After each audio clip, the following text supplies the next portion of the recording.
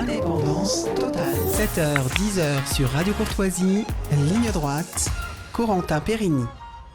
Hier, en Allemagne, des dizaines de milliers de personnes ont défilé contre le parti AfD. Alors en cause, ce parti serait d'extrême droite. Il a provoqué la polémique récemment après un colloque sur le thème de la remigration. Mais cette polémique cache en réalité un regain de popularité de l'AfD, en particulier grâce à leur soutien du mouvement agricole allemand en colère. Et pour en parler ce matin, nous sommes avec Lionel Balland. Bonjour Lionel Balland. Bonjour. Vous êtes spécialiste de l'actualité des partis patriotiques en Europe. Alors, est-ce que vous pouvez nous présenter l'AfD et pourquoi il est qualifié de parti d'extrême droite ? L'AfD est un parti patriotique allemand qui a le vent en poupe. Il est qualifié d'extrême droite par le système en place qui vise à le discréditer. Mais en réalité, il s'agit d'un parti patriotique ou nationaliste, surtout plutôt nationaliste dans l'est de l'Allemagne et plutôt patriotique encore dans l'ouest de l'Allemagne.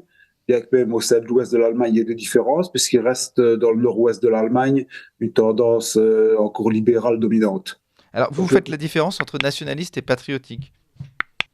Oui, donc le nationalisme est plus poussé idéologiquement que le patriotisme.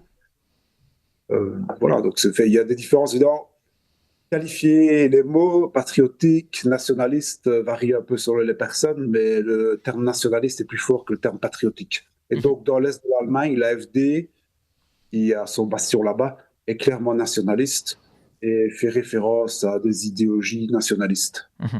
Et alors, est-ce qu'on peut le comparer au Rassemblement national, par exemple, en France ? Il fait partie de ces mouvements patriotiques européens dont vous parlez régulièrement ?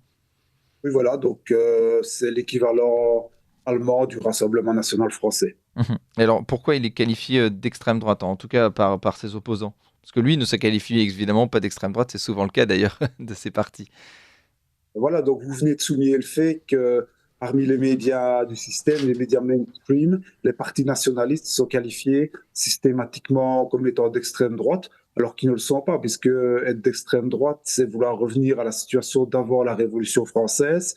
C'est la contre-révolution avec des penseurs en France comme Louis de Bonald, Joseph de Maistre, Antoine de Rivarol. Donc il ne s'agit pas du tout de cela. Il ne s'agit pas de personnes qui veulent revenir à l'ancien régime, ce sont simplement des personnes qui sont nationalistes.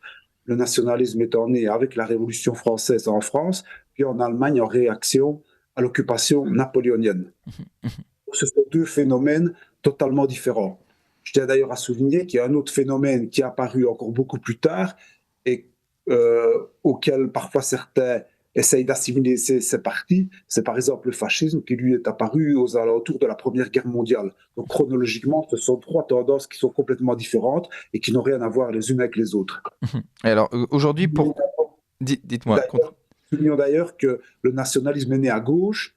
En France, il est de gauche quand il est né, mais en Allemagne également, il est né à gauche, puisqu'il est né dans la famille libérale. Au XIXe siècle, la famille libérale était de gauche, et c'était la gauche, les libéraux allemands, qui ont voulu réaliser l'Allemagne unifiée par le peuple et qui s'opposaient à la droite conservatrice, qui désirait maintenir l'Allemagne morcelée des princes.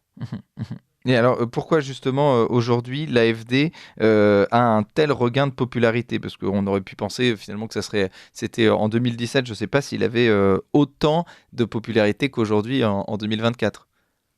Voilà, donc au départ, l'AfD, qui a un peu plus de 10 ans, était surtout un parti qui était opposé au fait que Mme Merkel envoie de l'argent en Grèce, de l'argent allemand. Puis ensuite, il y a eu la crise migratoire de 2015 qui a vu Mme Merkel ouvrir les frontières, qui a donné un certain regain à l'AfD. Mais dernièrement, l'AfD a connu une forte croissance à cause du gouvernement en place à l'heure actuelle, qui est un gouvernement composé de trois partis, les sociaux-démocrates, les Verts et les libéraux centristes, du FDP. Le problème, c'est que comme l'idéologie des écologistes a tout submergé, la population, surtout le peuple, n'est pas très contente puisqu'elle se voit imposer par des gens qui ont de l'argent, qui sont des bobos, qui habitent souvent dans de grandes villes, des idées qui coûtent très cher et que le peuple ne peut pas en fait réaliser. Par exemple, pompe à chaleur, etc. Tout ce qui concerne les domaines de l'énergie fait que le peuple n'est pas content pour des raisons financières et ça a amené une croissance encore plus forte de l'AfD que les phénomènes que je viens de citer auparavant. Alors, justement, l'AfD récemment a soutenu les manifestations des agriculteurs en colère en Allemagne. On le rappelle qu'il y a eu la semaine dernière une semaine d'action qui a donc évidemment fortement perturbé la circulation dans le pays, en Allemagne. Est-ce que vous pouvez revenir justement sur cette colère des agriculteurs et pourquoi l'AfD s'occupe ou en tout cas entend la colère de ces agriculteurs allemands? Les agriculteurs ne sont pas contents à cause des mesures du gouvernement qui sont de tendance écologiste et qui visent finalement à attaquer financièrement les agriculteurs. Donc les agriculteurs se révoltent et différentes formations politiques ont tendance à soutenir les agriculteurs.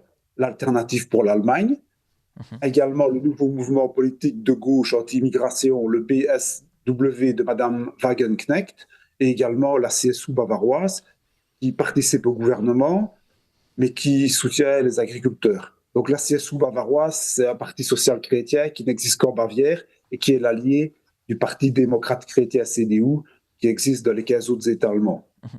Donc on peut dire que l'AfD est proche de la ruralité et qu'il y a aussi, comme le Rassemblement national, cette opposition entre un électorat plutôt urbain et un électorat plutôt rural.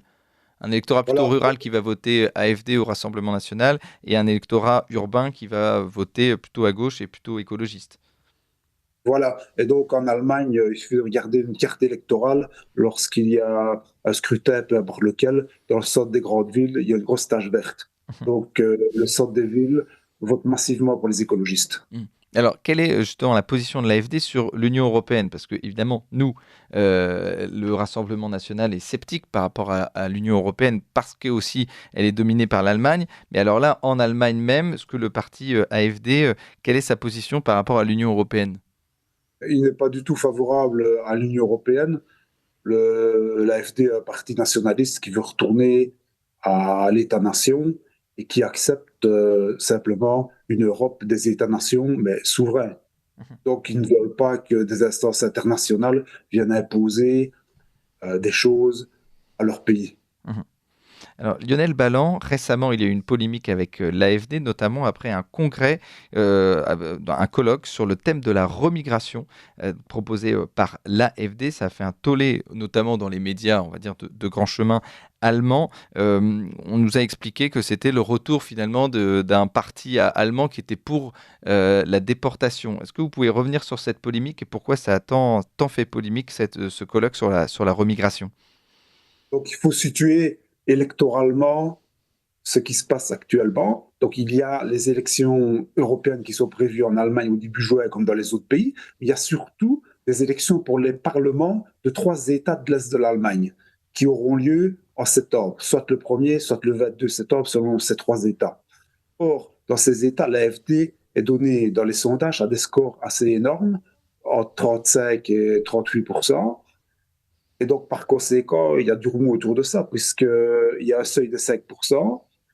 Donc, les partis qui n'obtiendront pas 5% seront éliminés. Et donc, dans les futures assemblées de ces 3 États, se retrouveront un grand nombre d'élus de l'AfD. Mhm.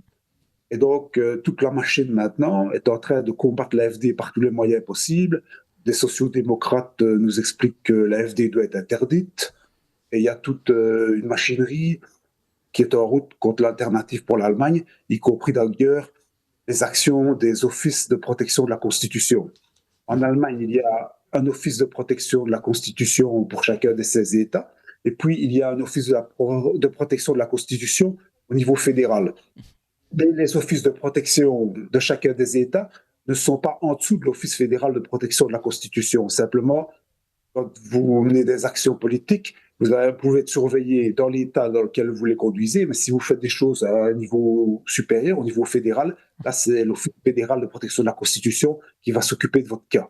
Et donc, l'Office de protection de la Constitution surveille les mouvements considérés comme dissidents Mhm. et peut, à partir de certains classements, puisqu'il classe dans chaque État ces mouvements, il peut euh, mettre en œuvre différents processus, notamment infiltrer les mouvements en question et y placer des provocateurs qui vont essayer de faire capoter le mouvement. Donc, la machine s'est mise en route et nous avons vu apparaître une provocation de presse qui vient d'un média, qui est un portail à l'Internet, qui est subventionné en partie par des fonds publics, et en partie par Google, Facebook, etc.